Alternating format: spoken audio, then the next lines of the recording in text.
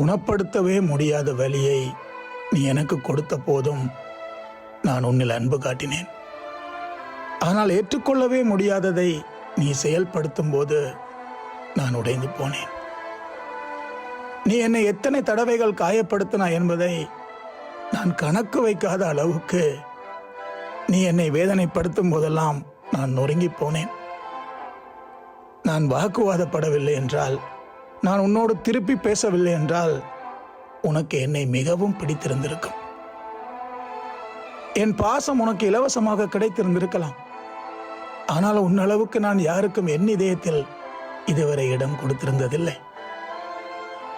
நான் கூர்ந்து கவனித்து பிரச்சனையை உருவாக்கவில்லை. அப்பட்டமான உண்மையை நீ பொய்களால் மறைக்கிறாய். நீ இப்போது சுயநலமாக இருக்கும்போது நானே உன்னை காயப்படுத்துவது போல் உனக்கு தோன்றும். நீ என்னை ஏமாற்றுகிறாய் என்று எனக்கு தெரிய வந்த பிறகும் நான் அதனால் பாதிக்கப்படவில்லை என்பது போல் நடித்தேன். நீ என்னை இப்போது கண்ணீரோடு பார்த்தால் உள்ளுக்குள் சந்தோஷப்படுவாய் என்று எனக்கு தெரியும்.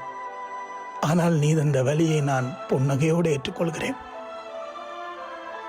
இதுதான் நிஜம், நிரந்தரம் என்று நான் நினைத்ததை கைவிட வேண்டிய ஒரு சூழ்நிலை வரும் என்று நான் நினைத்ததே இல்லை. நான் உன்னை வெறுத்தேன் என்பதை விட நீ செய்த எல்லாவற்றாலும் நான் ஏமாற்றம் அடைந்தேன். கடைசி அத்தியாயத்தை திரும்ப திரும்ப நான் படித்து பார்க்கிறேன். இந்த முடிவுக்கான துப்பு ஆரம்ப பக்கங்களிலே இருந்திருக்கிறது.